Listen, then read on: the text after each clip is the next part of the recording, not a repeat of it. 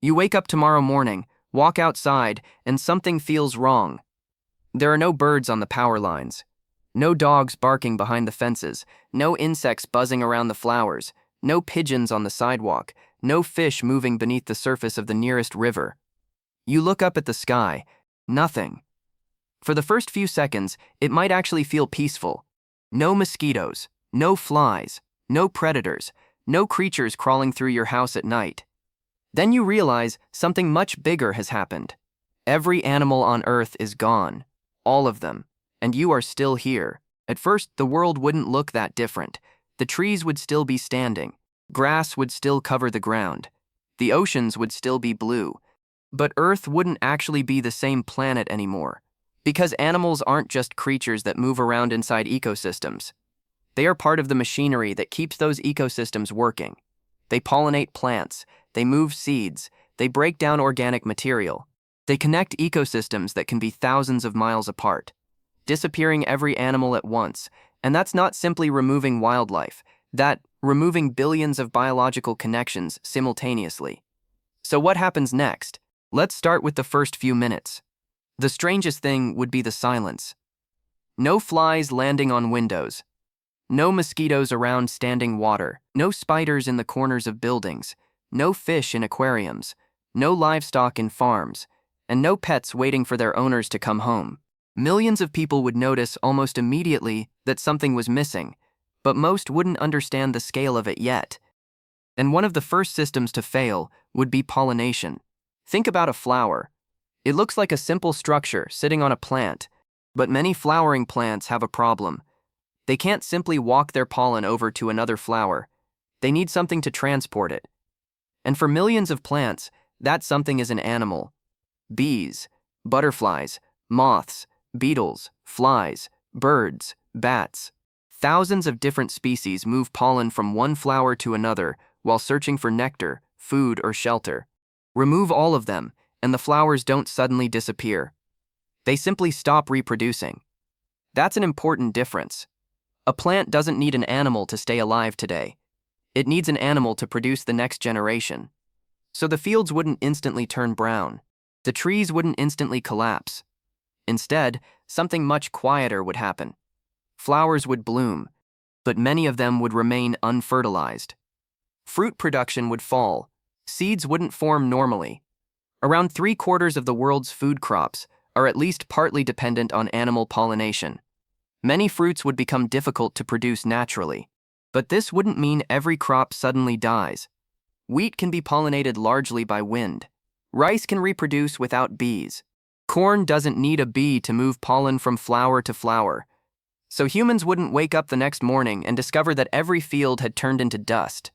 Instead, agriculture would begin losing some of its most valuable diversity.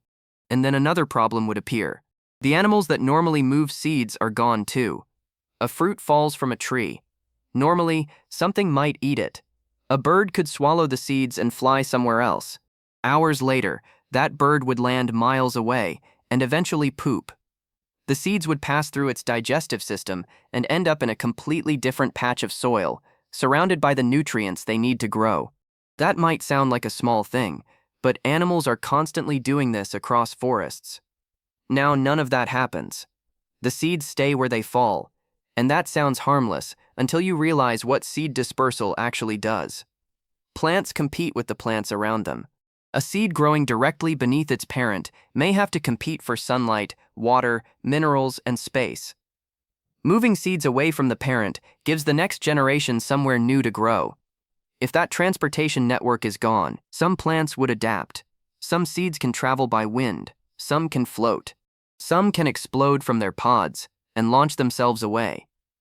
But many species have evolved relationships with animals so specialized that losing their dispersers could severely reduce their ability to regenerate. And then we reach the insects. They were constantly moving material around. An ant finds a piece of food and carries it underground. A termite takes dead wood and breaks it apart. A beetle pushes through decaying material. Tiny insects carry pieces of leaves, seeds, and organic matter into places they would never reach on their own. Multiply that across billions of insects working every day, and they were constantly redistributing nutrients through ecosystems. Insects were some of nature's most important decomposers. When a leaf falls, it doesn't just sit there forever. Different insects chew it, shred it, and break it into smaller pieces. That gives fungi and bacteria more surface area to work on. Ants and termites were constantly digging. Their tunnels created spaces where air and water could move through the ground. They carried material from one layer of soil to another. They built underground colonies that could completely change the physical structure of the surrounding soil. Now that movement stops. Billions of tiny underground construction projects stop instantly. We can replace some individual functions. We can move soil with machines. We can mechanically process organic waste. We can produce fertilizer. We can use technology to manage farms. But insects were performing these processes continuously, over enormous areas, without consuming human energy or requiring human supervision. Replacing them means replacing billions of tiny actions, and humans would have to do it themselves. There's another change that would be impossible to miss. The nighttime world becomes almost completely empty. No moths around streetlights. No mosquitoes near ponds. No beetles crawling through grass. No insects flying through the beam of a flashlight. For the first time in human history, the night would be almost completely free of insects. And humans would probably enjoy that part at first. No mosquito bites. No flies in the house. No termites damaging buildings. But then we'd realize that the insects weren't just annoying creatures living around us. The disappearance of insects wouldn't cause the world to collapse in one dramatic moment. It would create thousands of smaller problems that slowly begin connecting together. And humans would have to start solving them one by one. And then you notice something else. The farms are empty. Every cow is gone. Every goat, every sheep, every pig, every chicken, every horse. For humans, this is where the disappearance becomes personal, because these animals weren't only food. They were part of entire industries. A cow wasn't just an animal standing in a field. It was milk, cheese, butter, meat, leather.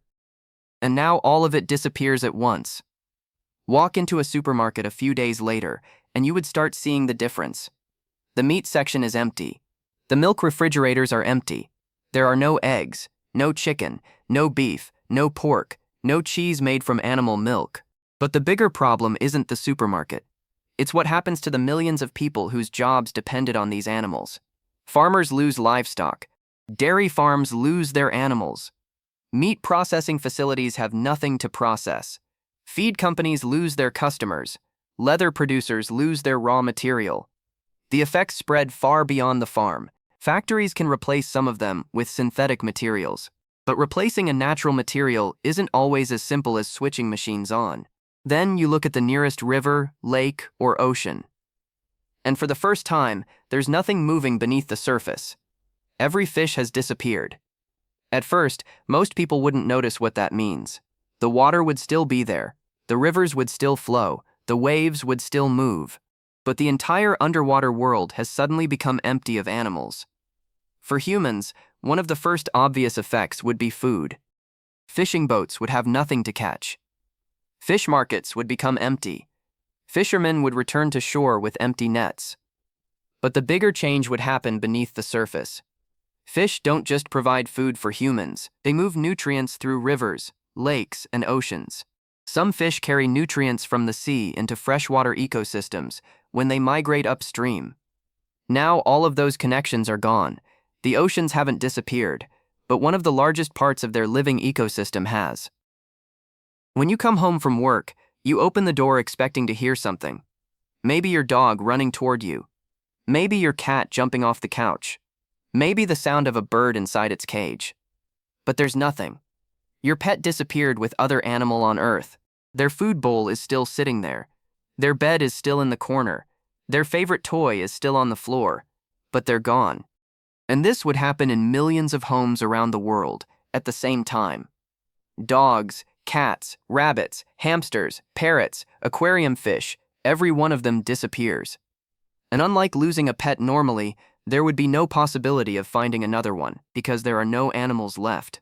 For many people, this would be one of the hardest parts of the entire event. You could replace a broken machine. You could change the way you produce food. You could rebuild an industry. But you couldn't replace the animal that had been waiting for you when you came home every day. And suddenly, millions of homes would become completely silent. And then, we realize what we lost. At first, humans would think the world had simply become quieter. The pets are gone.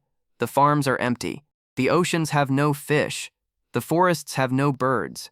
The insects are gone. Years later, Earth might still look green from space, but it would be a completely different planet.